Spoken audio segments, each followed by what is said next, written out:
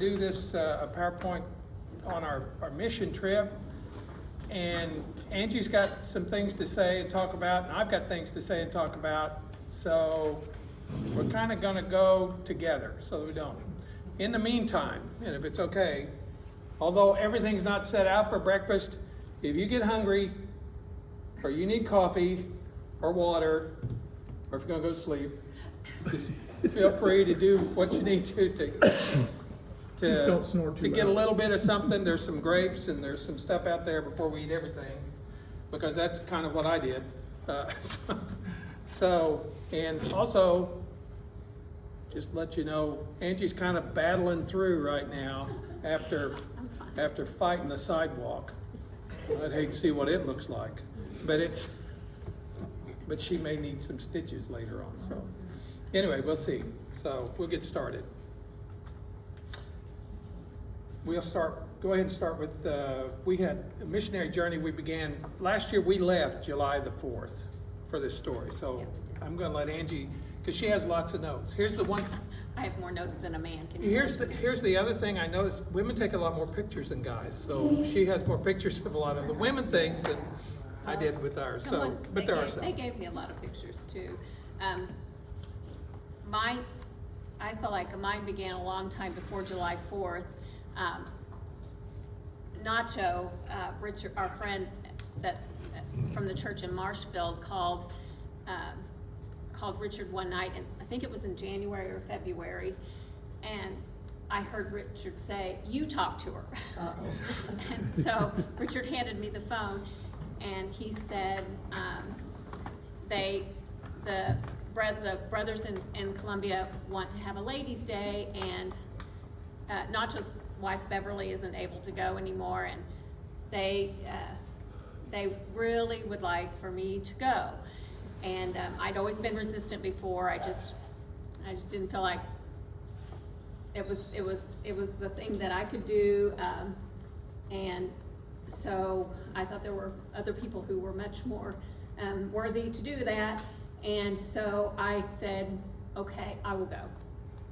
And from that moment, pretty much, I started planning and preparing for this trip. And so for me, it was months of planning. And I had so much support from friends and from friends here and other congregations that from Owensville and Iberia, and both of my sisters, my sister in Springfield and my sister in Little Rock, and I just had people rooting for me the whole time. And in fact, I don't know if you've seen Scrolling, and I have some booklets laid out, and some of you participated in that. I asked, it was mostly like the Tuesday Ladies group, if they would like to fill out a biography sheet, and we put together a booklet so that the sisters in Colombia could know some of the ladies from here when I did our Ladies' Day, so that they could know the ladies from here and some things about us personally.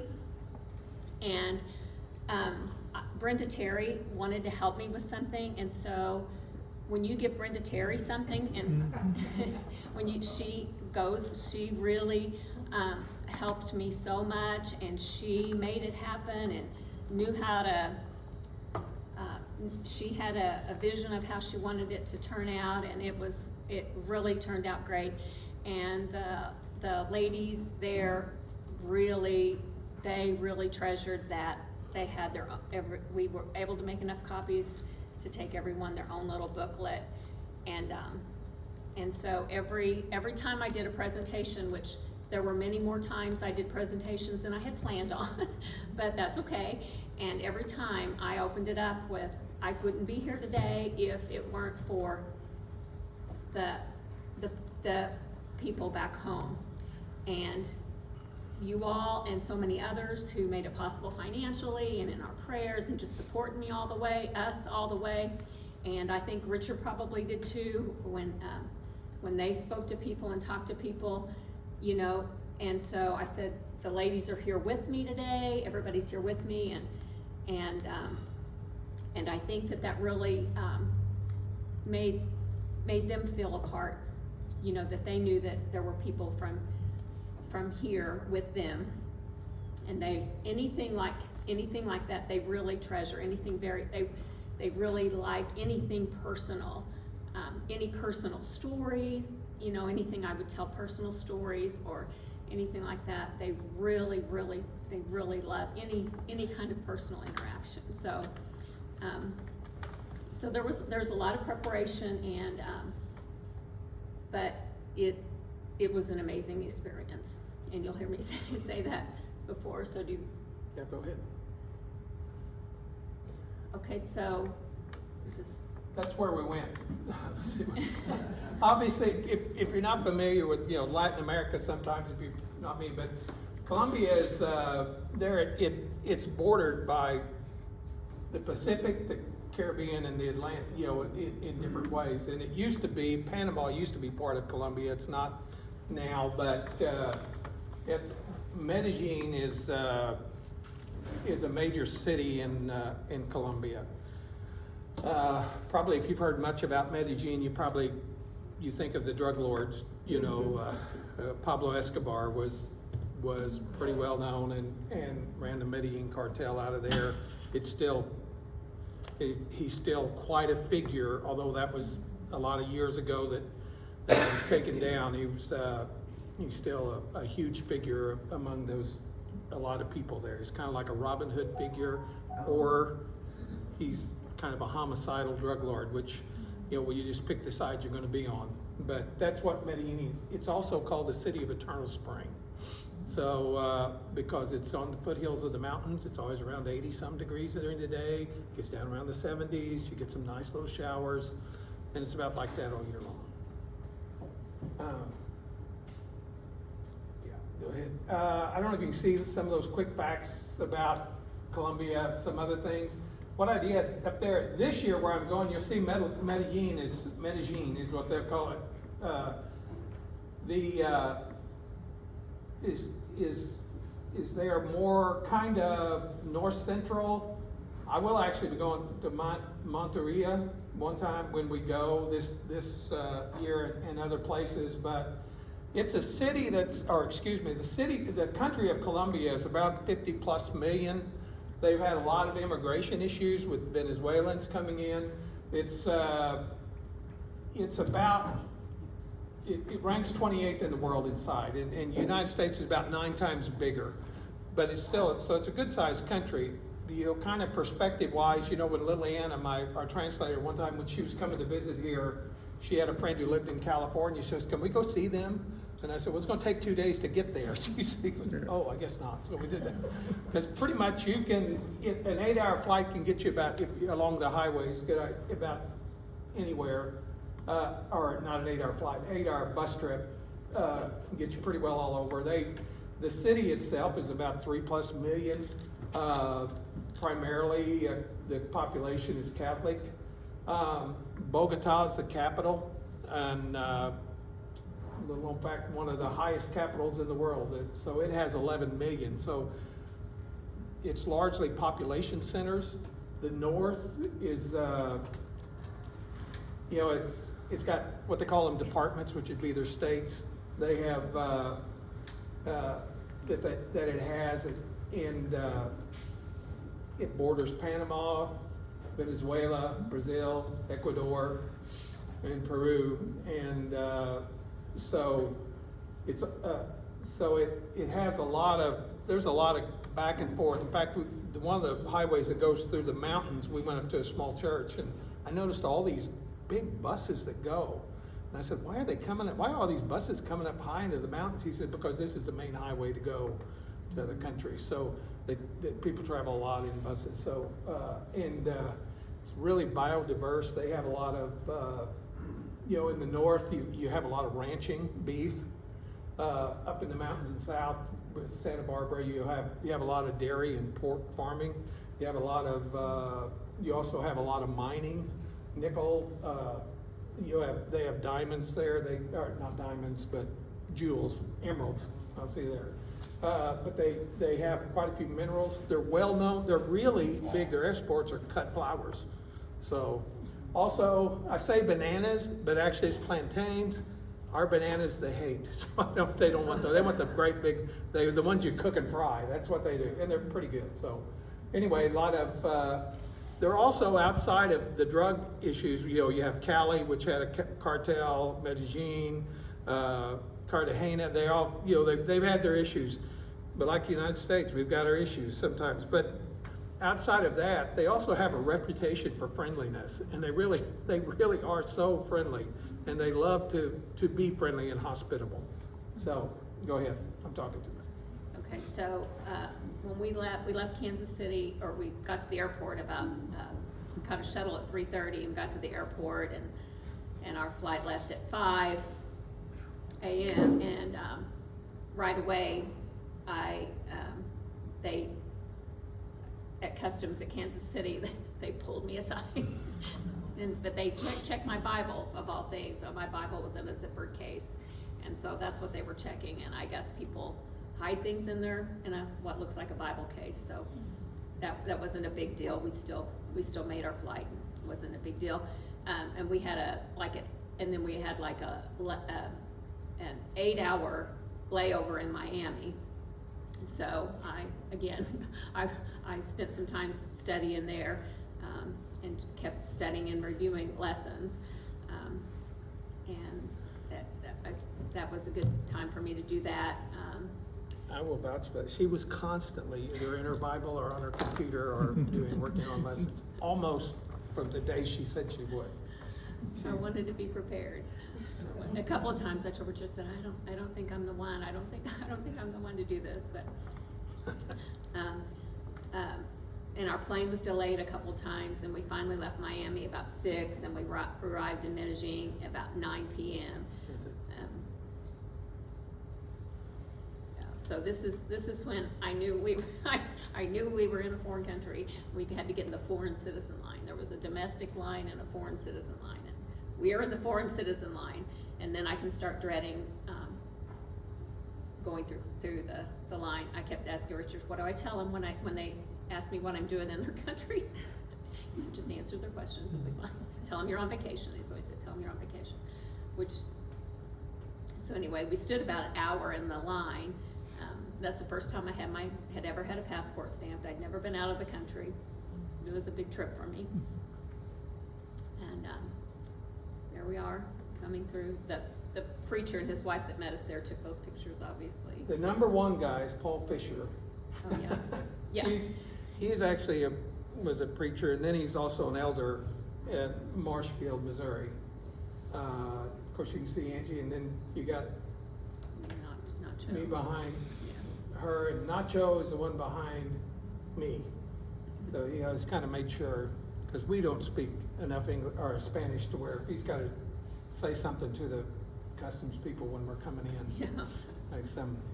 So all those people were there. Fernando, the local minister, his wife Marta, and his son Daniel. They were all there to greet us and take us to our home. And Liliana, who a lot of you have met, she's our friend and my translator. She was also there.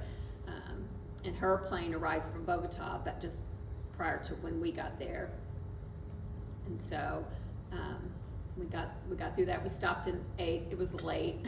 They seemed like everything was we were always late. Everything was late at night. It seemed like we stopped to eat at a roadside restaurant, and Liliana helped me figure out the menu. I didn't even think about things like that. I had no idea. I didn't know what to eat, what not to eat, and what was on the menu, and she helped me with that. And Did you find some stuff you liked? I did. I liked it. Arepas were with every meal, and I like those. They're just kind of like little thick corn tortillas, and so I knew I could eat those every day. It'd be fine. And so I had beans and rice, just a little small portion, and some kind of lemonade or something. Behind me is Fernando Espina.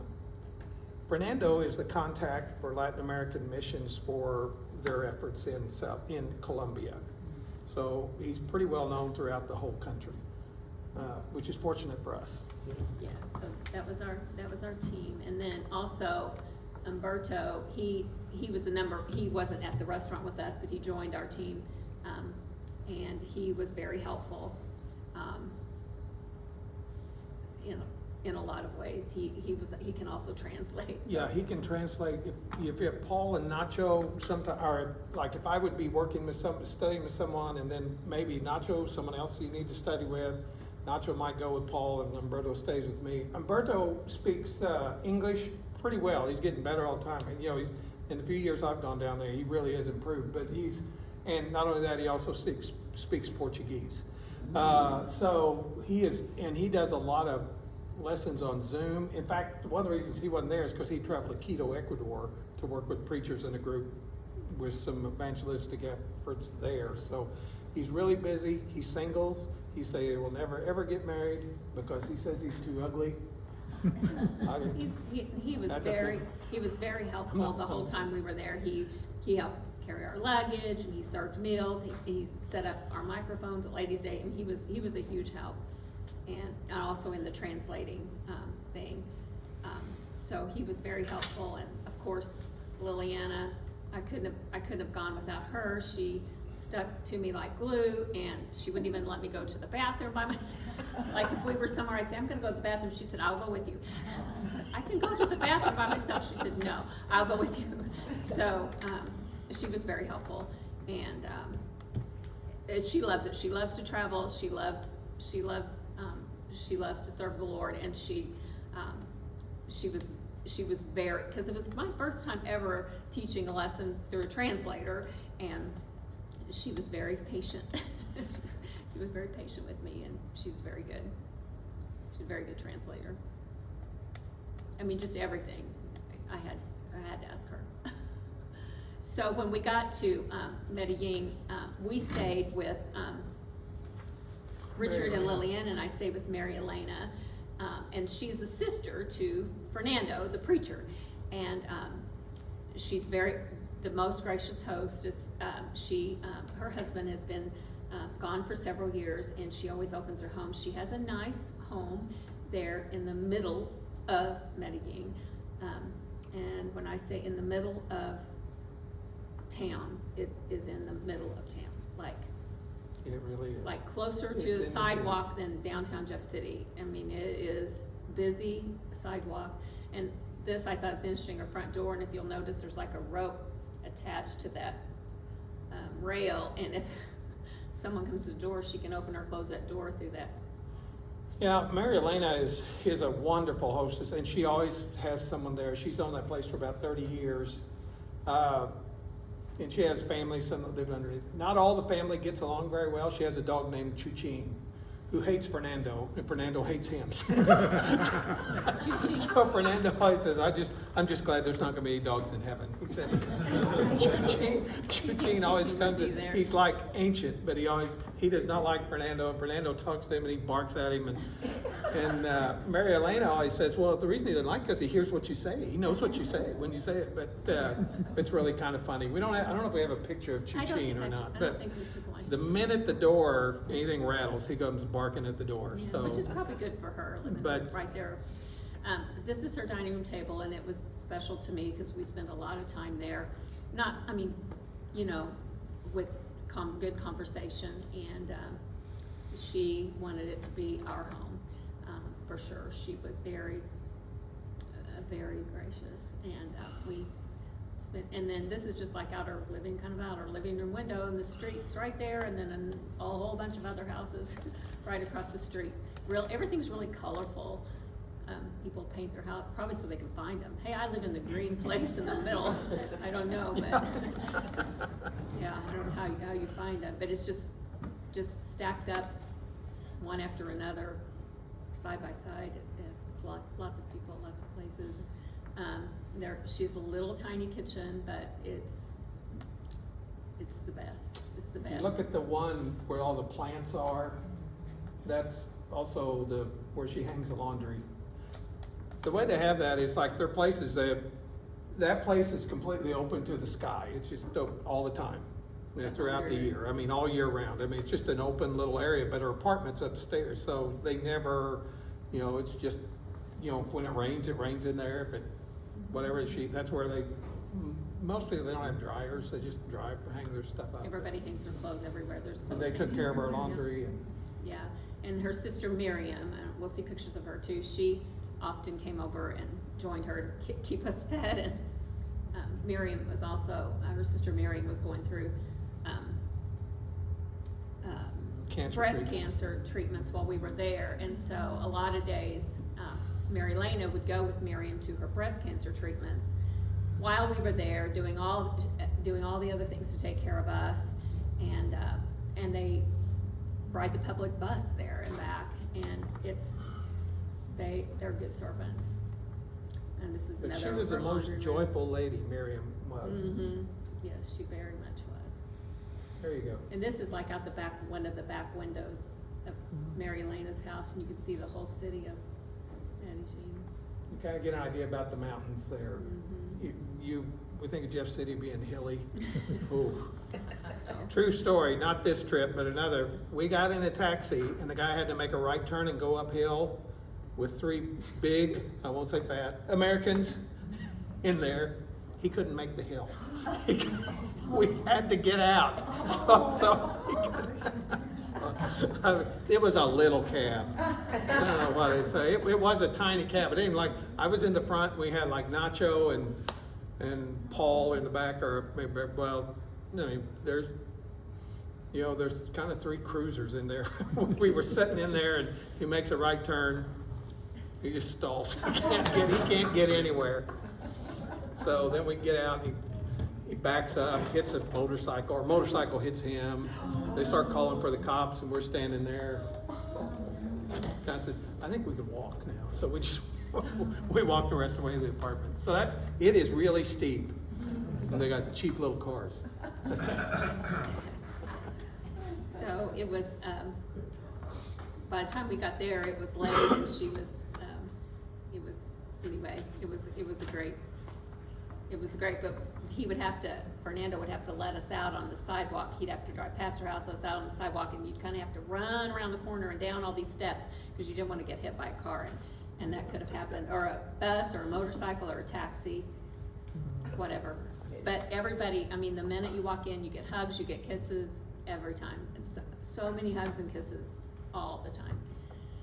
The next day, on Friday, Fernando picked us up, and we went that morning and Nacho and Paul stayed with Fernando and his wife at their house. Yeah. So they would come back and get us, and we went to this mall where they would exchange our dollars into pesos. But we let Fernando and Liliana take care of most of our expenditures, especially Liliana.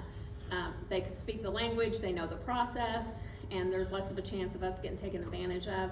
I would always say, Liliana, how much is that bottle of water? Or she just kept our money or whatever it was for us, and I didn't want to do anything with money there. The one thing we do that also, if I send money to Liliana, I'll get a better exchange rate there than going to the mall. It's about 4,000 pesos to the dollar. But if I can send it and she will hold it, she will get a better exchange rate by putting it into her account. Because there you've got to pay a fee to get your money. But you'd always want to have some cash. The other thing is, it's a good thing if you're not the foreigner trying to thumble through a bunch of cash. Or asking somebody how much something is. And she's pretty sharp, so she. I didn't worry about that kind of stuff. And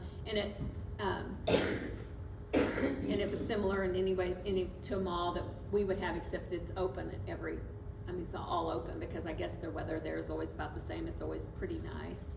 It's never too hot or cold. So we did that just for a few minutes that morning. Everything takes so long to get to and from because of traffic. I feel like we spent a lot of our time sitting in traffic, but that's part of it. And then, so this is like some traffic and motorcycles. I've never seen so many motorcycles, and they don't care if you're in their way or not.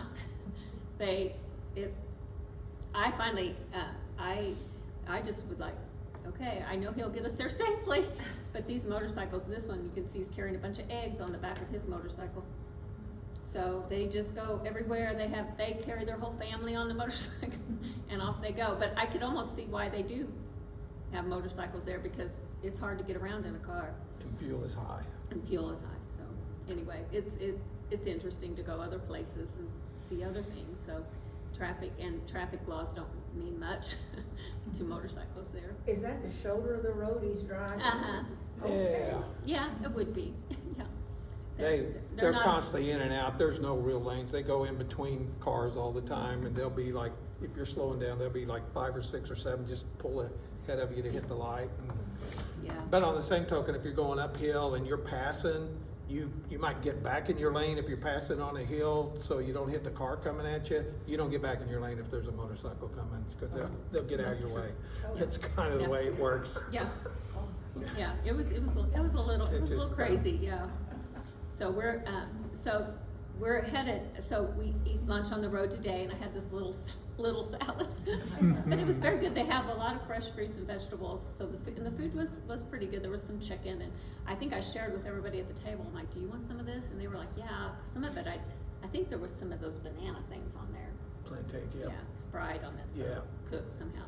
But everything, I mean, there was a lot of like nice fresh food, so that was good, yeah. And like I said, usually somebody would let me know what would be good to eat. And then we were headed to Santa Barbara, which was a village in the mountains that day, and to meet with the church in Santa Barbara. We sang together, and Richard had a short lesson, and then the men went outside, and then Lily and I met. There were only 2 sisters there that night. There's the whole church, and they meet in someone's home. It's about an hour from Medellin, but it took us a whole lot longer than that to get there because of traffic. Yeah, And it took longer to get back even. And we went way up in the mountains to get there. But that's about their congregation, and they meet in someone's home every. So there we are walking down to their home, the pink. Now to the get pink there, place. where you're gonna park next to the street there, Fernando had to go forward, then he had to back down the street. So you back down this big long street, so he could let us out. Then we go into this little pink house. So that's where the saints meet, is in this little house. And they, there's the two ladies, and I didn't know if they, just being 2 of them, I didn't know if they would want to have, time with, ladies' time with us, but they did, and we met with them, Lillian and I, and we talked. I talked a little bit about hospitality, because they were having, they were opening their home. I forget which one's home it was. I think the lady in the white. But she likes pink. Yeah, she does like pink, and she, so I talked a little bit about hospitality, and we talked about the story of Mary and Martha, how they had Jesus in their home, and then we talked about the account of the women who went early to the tomb on Sunday, just about how important women are to the church and the kingdom, and how important they are there in that small community, mountain community, and how they, how important it is for them, because they're a little discouraged, just a small group. And then there's the reason the church is so small, and it talks about the reputation of the church, how important it is we are as Christians. But they used to be a larger congregation, quite a bit larger at one point in time. And I mentioned Pablo Escobar. Mm-hmm. When everything was going bad with Pablo and stuff, the police were coming after, they discovered that one of the members was hiding weapons for Pablo in the church. Well, and like I said, in some areas they regard him as Robin Hood, and some areas he's a homicidal drug lord, and that's kind of what he was to them, and it hurt, it destroyed pretty much the reputation of the church. No one wanted to go, no one would do anything associated with the Church of Christ in there, except these ladies have kept the church alive. And even now they're working. There was a man there who comes every time, but his living situation with the woman he lives with now is not good, so he always wants to come, but he's not been baptized, but they to be a member. But he always comes, he's really attentive, and so they continue to work and study and pray. So even in a little spot, they're working to do what they can, but it's just, one incident can really damage, and you don't like those things do happen though. But I also shared with them, the biography sheets from the ladies here, and talked to them about how, they wanted to be a part of my journey, and how, our ladies group and our church, and then some of the other churches had helped us get there, and and they also were concerned about this. That's one of the first things they wanted to talk to us about, was about this man and his current situation that he was living in. So we said we'd pray for that, and then they wished that they had a big group of ladies to meet with, but I just encouraged them that they were doing good work by having that, that church in their home. Of course, they always fed us, and in their little tiny kitchen, and you can see that there's a bathroom in the back, kind of a little makeshift bathroom and a little tiny kitchen. I'm not sure there was a stove. There might have been like a hot plate or something. Back in there, yeah, that's about the size Yeah. of the place. Yeah, that's The whole about place. it. Yeah, It's- yeah. She had a sewing machine in the front. She did sewing. It's a lot smaller than that sewing for kitchen back people. there. You can see there. They asked Richard to do a short message, and I think he didn't get the short part. Wasn't that something about I never heard him say 15 minutes. I did not, so it was like 40. I will listen harder next time. So,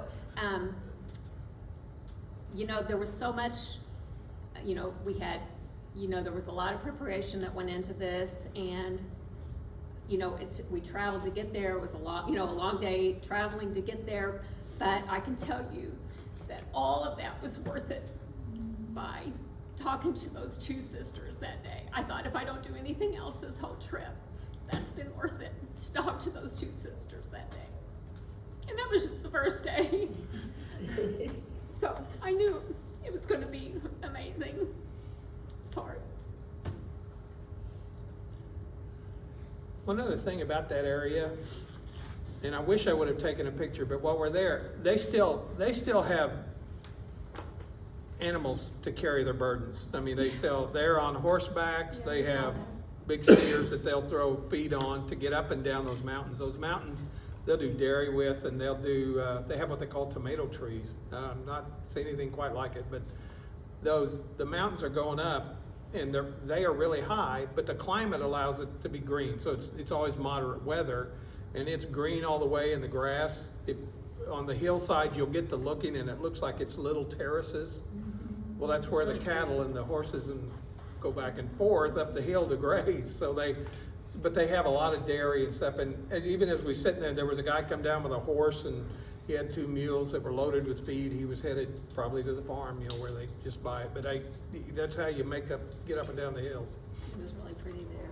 So the next day was Saturday, and that's when we had our ladies' day at the main church there in Medellin, Prado Central they call it. I think there's some other congregations, smaller congregations, but they kind of all work together. So it wasn't until 4 o'clock that afternoon, so we went to Fernando's house to have breakfast that morning, and you can see us all there having breakfast, and that's Fernando's wife, Marta, there. She's a hoot. She's always laughing about something. I never knew sometimes what she was talking about, but She doesn't speak doesn't word care. English. She don't didn't care if I She's understood her or talking to not. you, She just so. talked, and she was so happy all the time. So that was good.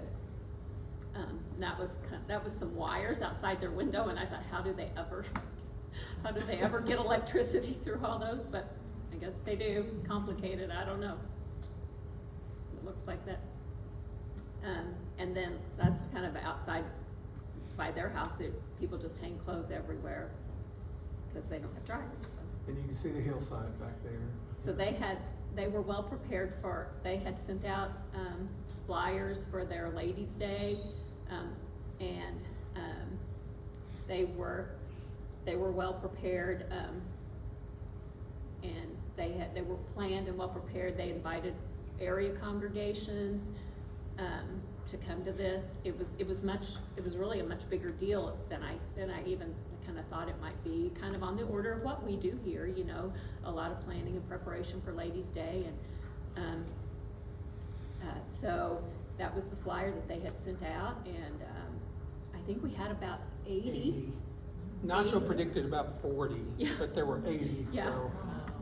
So they had little treats all made up. I brought the M&Ms, and they had all their little treat things made up, and they were waiting for my M&Ms when I got there to put them on the. They knew I was bringing, or we were bringing them. They love M&Ms, and For whatever reason, M&Ms, I guess, are a little high and they don't buy them, so if I take them and I get them from Sam's, something like that, they just think that's like magic yeah. or something. Oh, they So, yeah. I think too, just that we bring them is a thing, but, so their church meets in a house, and you can see that they had tables and people sitting everywhere. You can see the windows in the rooms, and, but the ladies all like dressed nice, and they had, one of the sisters in the congregation had made really pretty decorations for the tables, and had really prepared for a nice Ladies' Day, and everyone was very, very, they just really were happy I was there, and it was very good. We had some people sent things with me to give away, all I could take. I always wish I could take more, but you just can't get everything in your luggage you want to take. And you can see they're looking through a window and picking out jewelry pieces or whatever it is that they want to get. Yeah, Angie was just gonna let them pick out what they wanted. Yeah, I And said Liliana said no. No, she said, because the first person, they just, you know, and then, so a lot of them, the next day at church, they would show me that they had their earrings on or whatever. They're very, very grateful people, and just all of them, just so sweet. And they were just sitting everywhere, and it was really warm in there too. Yeah, it was really warm. So just a few of those. And this is Marta, Fernando's wife. And then this is, I think, all the people who helped set up for the day. And it was a very good day. And then I did some stuff. So Yeah, I'll let you. here's where the pictures come in. They have all these wonderful pictures of ladies. I don't have a single picture of my youth group. Of his that he's, But also I wanted to mention that it's not like we do here where we drive up in our cars and unload our cars and get stuff ready for Ladies' Day. Most of them get there on the bus. So they bring their stuff, they pack it up. Man, they're good about packing things up in boxes and whatever that they can carry on the bus with them.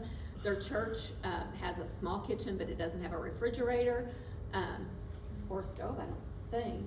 So whatever they bring, it's prepared, or you know, they scurry around and fix it there. So it's not but they don't think anything about it. You know, it's fine with them. But they really did have and like I said, I had to talk through a translator, so that was a little challenging. And I read a kid's storybook at first to introduce my lesson, and so I started reading it, and Liliana she had the book in Spanish, and so I would read a page and she would read it in Spanish. And finally I said, I'm just gonna let Liliana read the book in Spanish, because that was, you know, too much reading and her translating.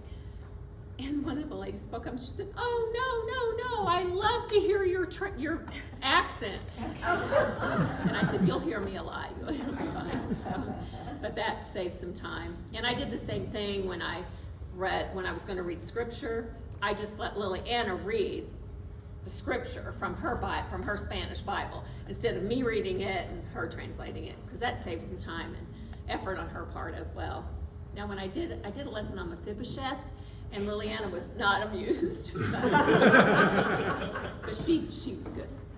She made it. So okay, so Richard also had an activity that day too.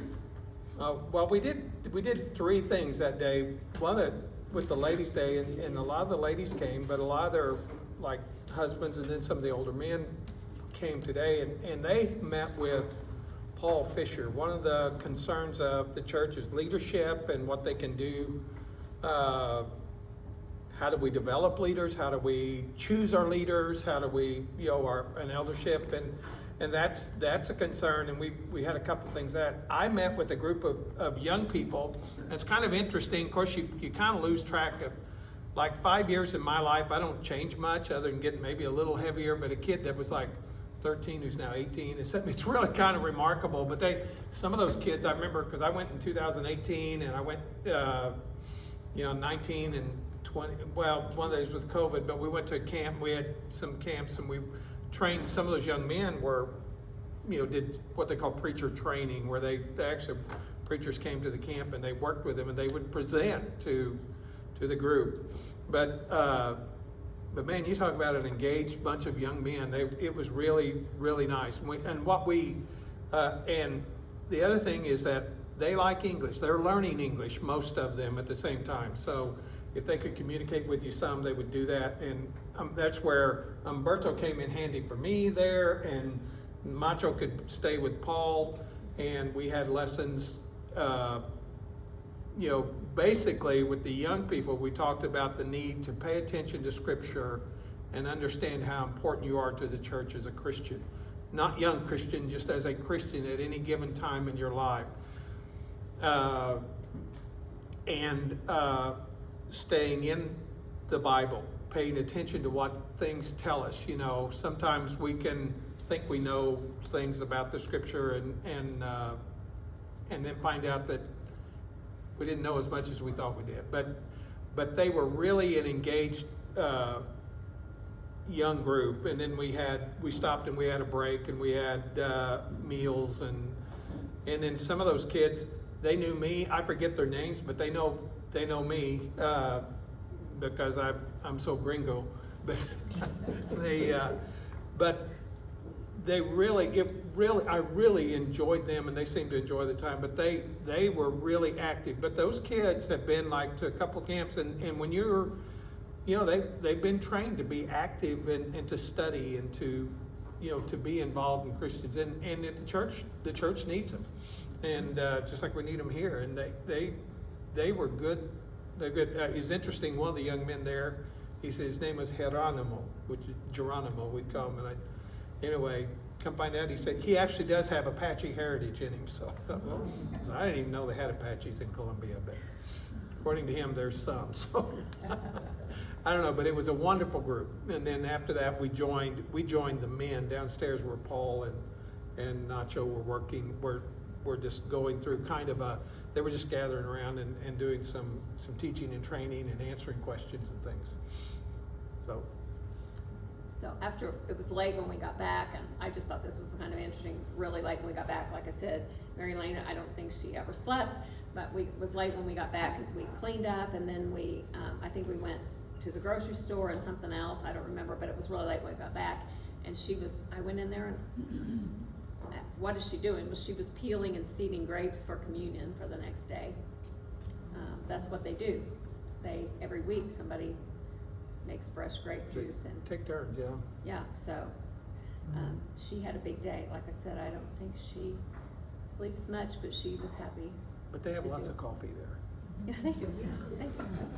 They do. And so then she took it in like jugs, of course, on the bus, and then they, prepare it when they get there. And then after, we had Bible class and worship, of course, and I think you probably did one of the other yeah, I did Bible class that day. And it was out of Ephesians.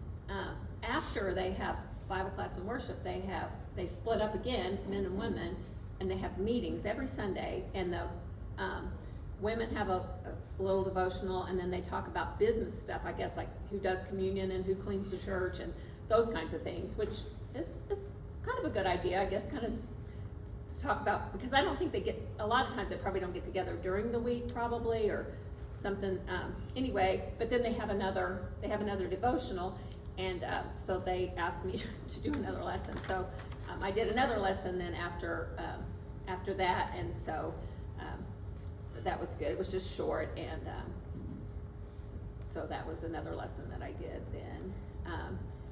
And then this little girl, Sophia, her mother was the one that made the table decorations, and her dad ended up taking us to the airport when we were coming back to the United States. She was a sweet girl. I have met lots of sweet people. And then we had lunch again on the road, and we were on our way to Iridota for evening services on Sunday. And then we had evening services together, and then we split up again, and then I had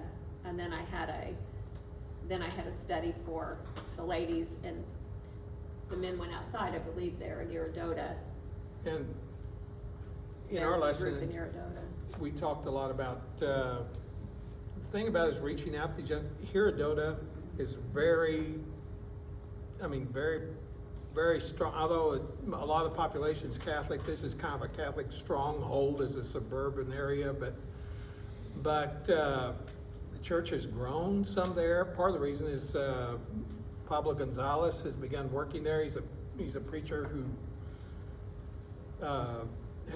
he was in a preaching school in Ecuador. He was in Venezuela. They say they escaped from Venezuela when things got really bad. The church actually supported them in Prado Centro, where they did that for a while. Just let them live in one of the rooms of the house during the week until they could kind of get on their feet. And so they did that, and they also helped the church. So he's, with a little bit of support from this congregation and another congregation, he is working there with that church. They've grown a little, and they've been reaching out, and a lot of the ways he reaches out is by helping them. He's also has a degree in like homeopathic and alternative medicine, so he does a lot of outreach. Doesn't charge people, but he tries to outreach to them and try to bring people into the church and convert. His wife is very active also. She also went to I think about the same time he did, and so they're married. They've got 3 kids, but they're really good workers in the church, and just takes a little. I don't think either one of them eat much because they're the littlest people you ever saw. I think, but they work with the Pretty good church. sized group, yeah. And then there's just some other ladies from groups that we met with. One of the other things about that church, it used to be in a lady's house for 11 years, but they've kind of grown to where they could get out of it. And it just so happens, about the year they come out, Marilia found out she had cancer. Marilia has now passed away. So the church lives on, but they weren't out of the church. So she ended up with stomach cancer, bless her heart. She was a sweet, sweet lady. And I'll let Richard talk a little bit about these people, but I had a friend that she's not a member of the church, but she found out I was going to on this trip, and she gave me some money, and she said, I want you to take this money and I wanted to help feed the poor. And so I said, okay. And so I kept it separate, and I told Fernando, the preacher, I said, I have someone who wants this money specifically to help feed the poor. So I'd like for that to happen. And so, and she doesn't, she's very quiet, and she didn't, of course she didn't want any big deal made about it, but that's what she wanted her money to go to. And so he said, I know, the perfect situation. So Raul. I'm not sure. I think So it's anyway. Raul, and I forgot his wife's name. So, but Raul is an older man. He gets jobs where he can, but his eyesight's poor, and so that's hard to do. He grew up along the seashore, and he was a fisherman, and then it moved in to the Medellin area. But he also did a lot of labor for people, and it's kind of between his health and his eyesight. It's difficult to find like full-time work. I don't know that there's the same laws about any age discrimination or anything like that there, but it's just he'll do what he can, but he is so faithful. Even Fernando is just, he said for someone who has so little, he never misses an opportunity to be at the church or to help if he can and to do anything. But so Fernando said, anytime I can find funds with help, he said, I try to help Raul and his wife, and they don't have much. And where they live, you don't want to hang out very often. We didn't stay there very get long. out of the car. You told us. So Fernando took the money, and they're, you know, usually in need of groceries and food, and so we help them. And then he'll invite people, and he'll give them, he'll share. So, but the neighborhood they actually go to where they live is not much of a neighborhood. He said, you don't want to be going down to where, so they met us on the street, because you don't want to be going down into the neighborhood too much to go to their place. So, you know, Fernando says, just be careful here. So, they've got some nice murals. You can see the fox in the back. Yeah.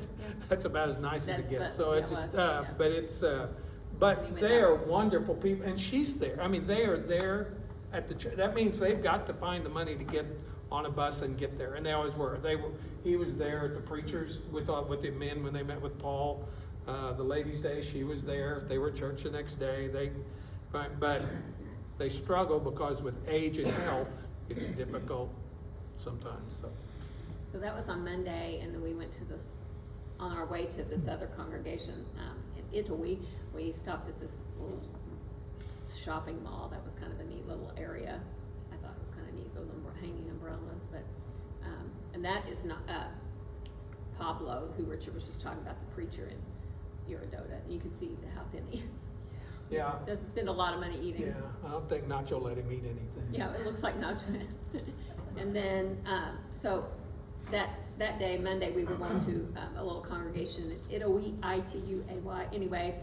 And so the men and women met separately there also, and I had another group of ladies. Some of those ladies, it's close enough, some of them had been to Ladies' Day, so that's when I had the lesson on Mephibosheth, and it was about God's grace, the story of David and Mephibosheth. And they were also very attentive and loving, as all the other groups. Another amazing experience. Of course, it's so hard to get away from any of those places. They know you probably are not going to be back there for quite some time, and so they always want you to stay. They always have food prepared. They want you to stay and eat and fellowship. It's very encouraging for them and me, for sure.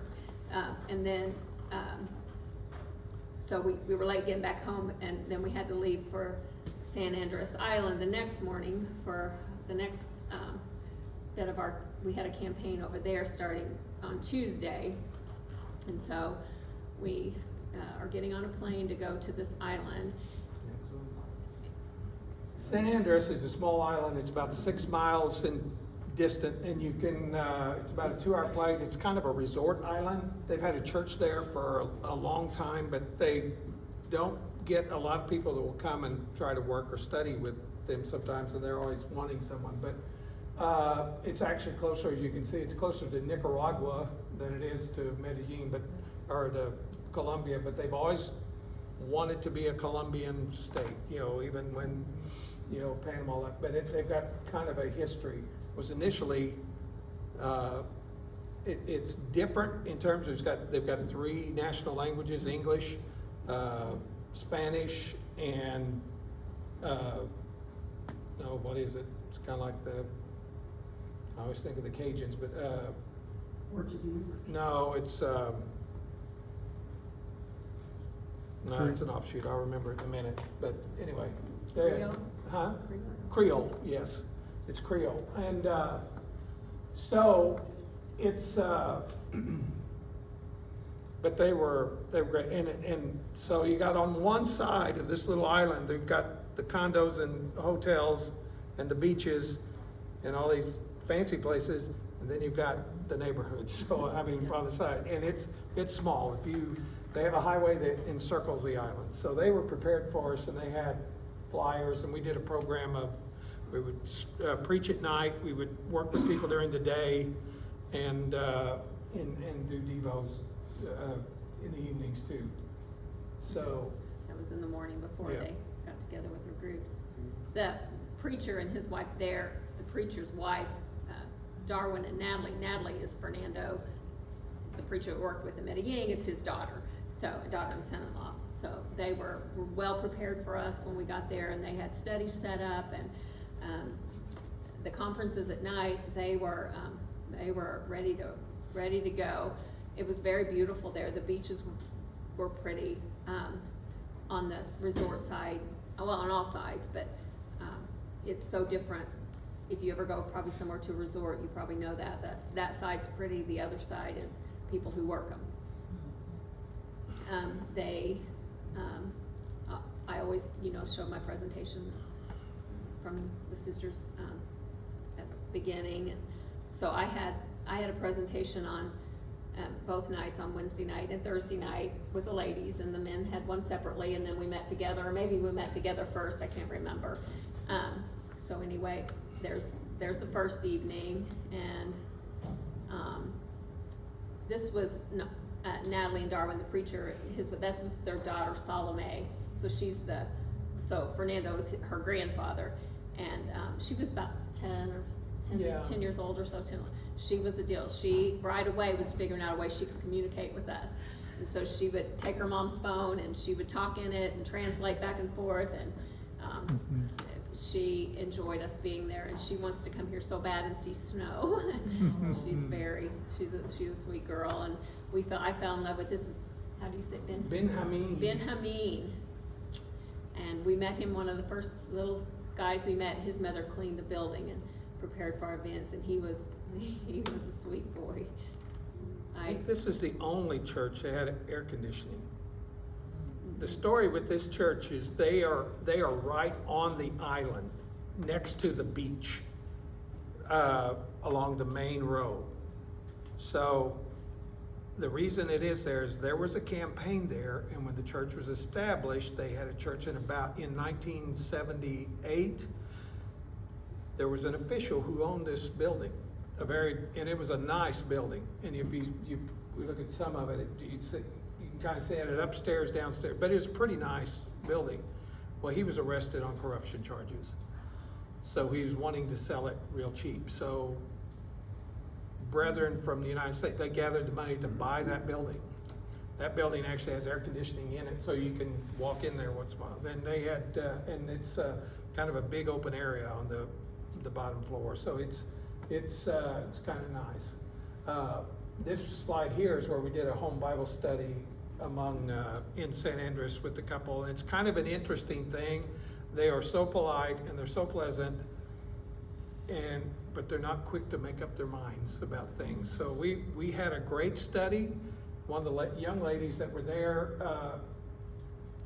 when we got there, like when we walked to that place, the place you see now did not have water on it, but then it started raining during the study. So then we're walking back, and the streets are just flooded, and they are muddy and dirty. And now the preacher who was with us, Carlos. Yeah. He and these people came to the evening studies too, and nice people. And we talked about, she was talking about, well, she grew up like the Catholic, but they were not really Catholic. She doesn't worry about, but that was kind of their given religion. But anyway, we discussed that, and we talked about, what we say about becoming a Christian, and they said, yeah, we see that. We'll have to think about it. So it's like another study with a guy we did it, and this guy is real active, and he came from a denomination that basically was just kind of the guy was I would call him a scammer, but he was a money evangelist. You got to give us money. He's always about the money, always about the money. And the guy said, one time I went there and he said, I was having financial problems. I asked the church, he said, I just need a little bit of help. But he said, would the church be able to help me out with an issue he had? He said, then, so the evangelist said, you give me 40,000 pesos a week for 3 months. And he said, all your financial problems will go away. So I said, let's go. And he said, I began to believe that he really wasn't interested in my soul. But it's all about a prosperity gospel, Yeah, we're all going to be, and he was always trying to push money somewhere else. He was supposedly, they were having buildings in his name somewhere else. But he was, but these people were wonderful people. But when we left, the streets were flooded, and the only thing we did, we took off our shoes and waited until we could get out of it. I kept waiting to step on a piece of glass or something, but I didn't, so I was fortunate. This young man is, he was a young Christian, Sebastian, who had left the church. And so Darwin had gone to talk to him, so he wanted to come, and he was willing to visit with us. And at one time he was very active in the church, but he became discouraged for different reasons. And we talked about, sometimes you've got to understand, not everybody's going to do everything right all the time. So you may be discouraged, and maybe you might have a right to be discouraged, but it doesn't change who God is and what our responsibilities and the type of people we need to be before God. And he was so happy to be back. I mean, he said, and then we talked about him coming back, because he quit. What he had done is, during COVID, he had taken a job someplace where they served alcohol. And I don't even know the extent of it. But some of the other members had confronted him about it or said some things about it.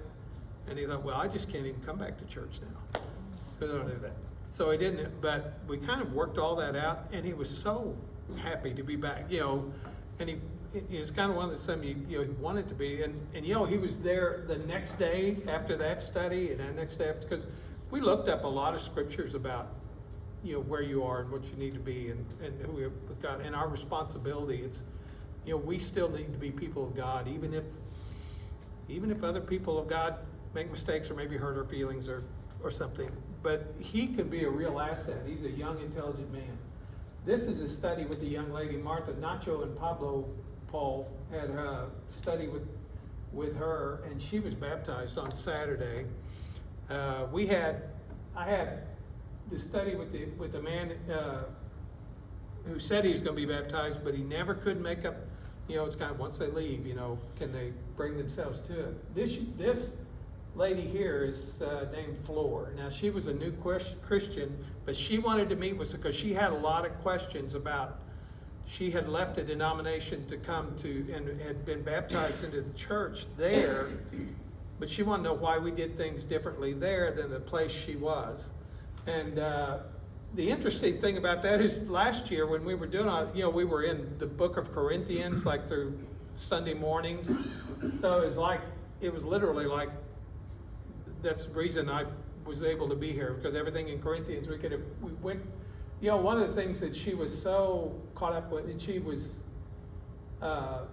we talked a lot of some different things, but about the difference between providence and miracles, and she calls them miracles. And Fernand and Umberto, who's with me, he says you're thinking of miracles in a different way than the Bible addresses miracles. Is what she goes, well, I had cancer. She goes, and I prayed and was healed.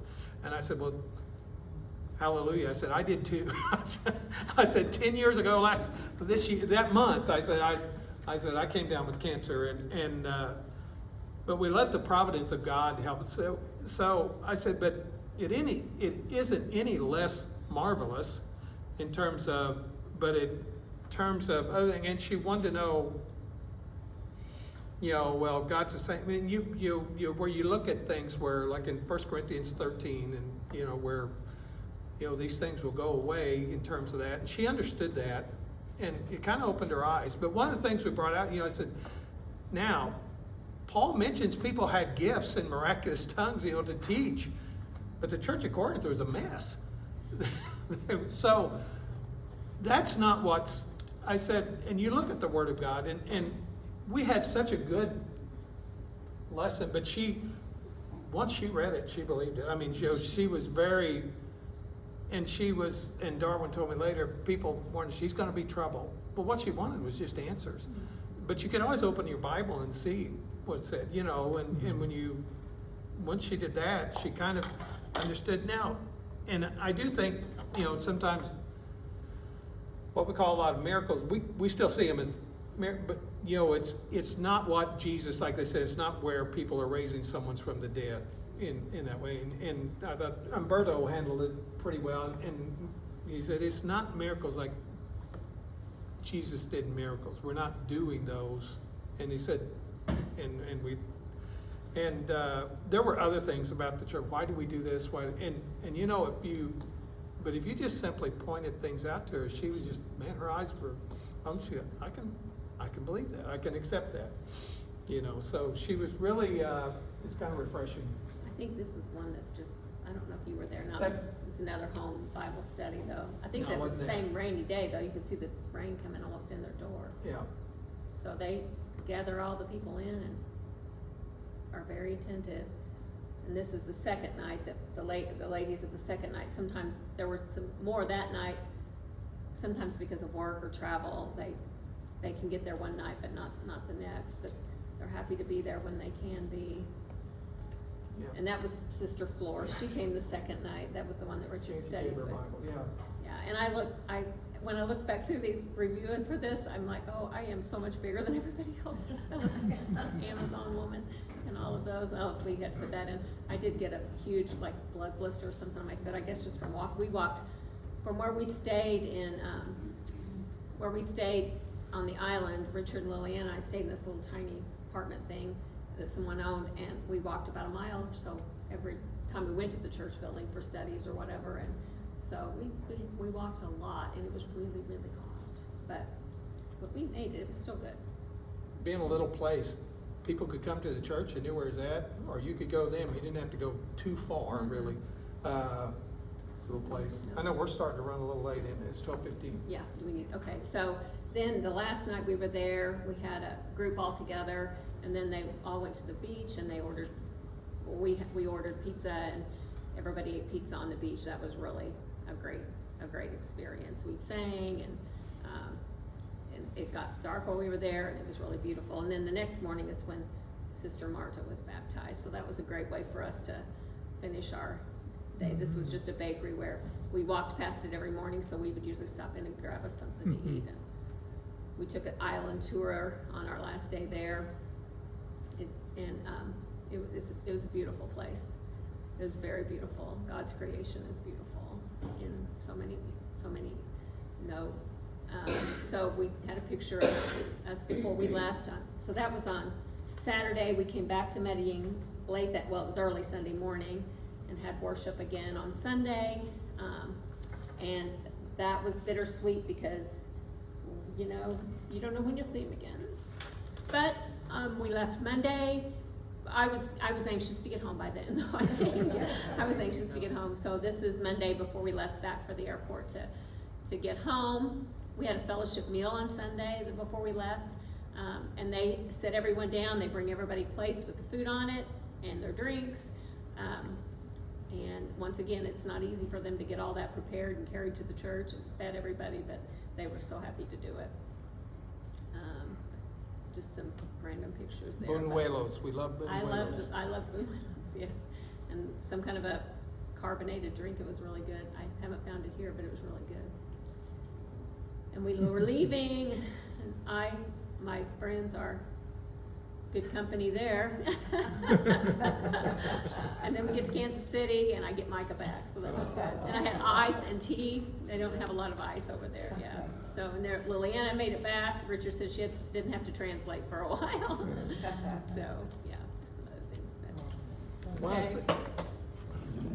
One of the things that we always do, or I do with Fernando and Nacho and I, we'll talk about what are we needing to do and what should we, and we had, like, one of the young ladies who happened to be,